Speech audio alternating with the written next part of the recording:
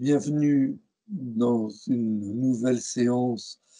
consacrée au programme de première à propos de la Révolution française et de l'Empire. Et cette séquence très tragique et très compliquée aussi est consacrée à la guerre de Vendée, aux guerres civiles, et puis à cette notion très difficile qui est la terreur, ce qu'on appelle la terreur. Je voudrais partir de la guerre de Vendée. Partir de la guerre de Vendée, pour le dire brièvement, sans rentrer dans trop de détails, cette guerre qui commence à partir de 1793 et qui s'arrête, on va dire ça brièvement, en 1796, même si on la retrouve un petit peu en 1799, c'est l'épisode de guerre civile le plus marquant de toute l'histoire contemporaine de notre pays. Elle dure 3 ans, elle concerne donc toute la zone du sud de la Loire, pour aller vite de Nantes à La Rochelle, et elle laisse derrière elle, ça peut paraître effrayant, mais je dirais, au-delà de toutes les polémiques, tous les historiens qui ont travaillé sur la question estiment que cette guerre laisse derrière elle au moins 200 000 morts.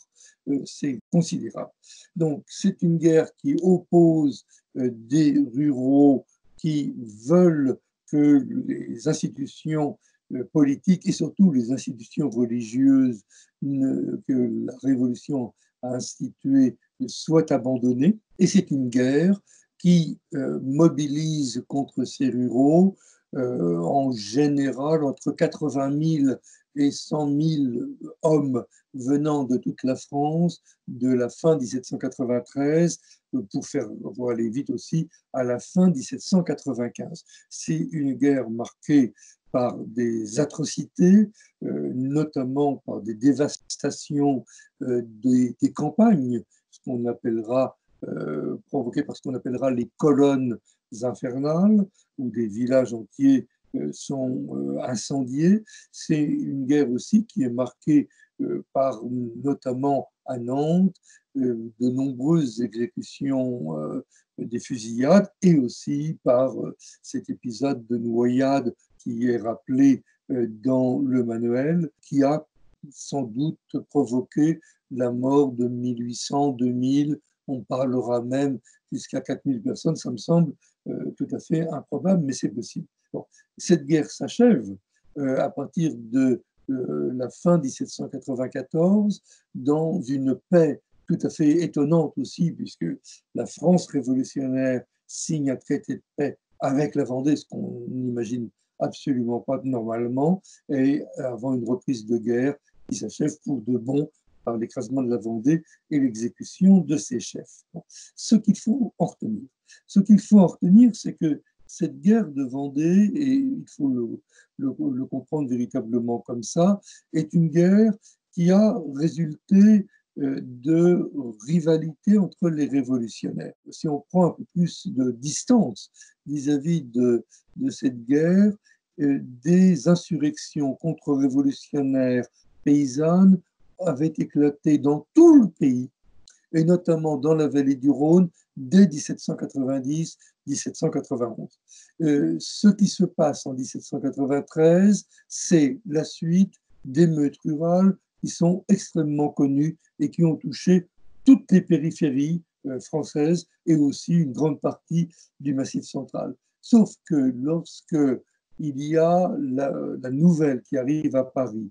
qu'une émeute de ruraux a été victorieuse au cœur de la Vendée, et des mesures exceptionnelles sont prises contre les Vendéens, mais aussi contre les Girondins. C'est-à-dire que la guerre de Vendée doit être comprise comme le moment saisi par les rivalités entre Girondins, entre Montagnards et entre sans-culottes, qu'on oublie régulièrement, mais qui jouent un rôle absolument considérable dans la détermination de la guerre et dans la lutte militaire précise, et que c'est ces rivalités-là qui font que ceux qu'on va appeler les Vendéens vont être aisément victorieux jusque dans l'été et même l'automne 1793, parce que les rivalités internes entre les révolutionnaires interdisent de fait qu'on puisse vaincre et battre les insurgés. Et il faudra véritablement attendre, et ça sera le début 1794,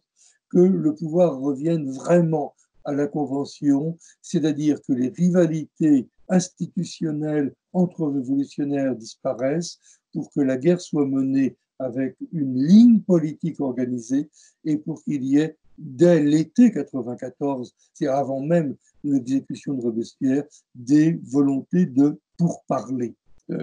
avec les Vendéens. Ça veut dire quoi? Ça veut dire qu'il n'y a pas eu de politique unique, ça veut dire qu'il n'y a pas eu de politique de destruction contre les Vendéens en tant que tels, mais contre tous les brigands de la Vendée, comme on le disait à ce moment-là. Et ça veut dire aussi que quand les conventionnels ont repris le contrôle de l'armée et de la conduite politique dans l'Ouest, ils ont commencé à réprimer les sans-culottes qui avaient commis un certain nombre d'atrocités, et notamment Carrier, qui avait été rappelé à Paris dès février 1794. C'est la raison pour laquelle il me semble qu'il ne faut pas céder à la tentation de qualifier les années qui courent de 1792 à 1794 comme une période qui serait marquée par une politique unique, qui serait marquée par une politique identifiée à un chef charismatique qui serait Robespierre, et une période qu'on appellerait la terreur. Le mot terreur avait été refusé par les conventionnels, même d'une façon floue. Hein. Il ne faut pas croire que les conventionnels étaient très clairs sur cette question-là. Ils ont joué habilement des revendications sans culottes pour utiliser les sans-culottes, mais ils n'avaient pas déterminé une politique entre guillemets de terrorisme. Le mot terreur n'apparaît qu'après l'exécution de Robespierre, et pour qualifier ce qui s'est passé de 1792 à juillet 94, et ça englobe précisément toutes ces rivalités, ça permet de donner une unité à cette complexité sur laquelle j'insiste toujours, mais là vraiment, si on ne veut pas rentrer dans ces concurrences politiques, on n'y comprendra rien, et il faut accepter de bien comprendre que ce sont ces oppositions entre Girondins, Montagnards et sans-culottes qui ont été les éléments frappants de cette période, marquée par cette difficulté par le gouvernement à contrôler l'ensemble du pays et à installer un État fort. Et ça sera seulement en 1795, alors que précisément de 1793 à 1794,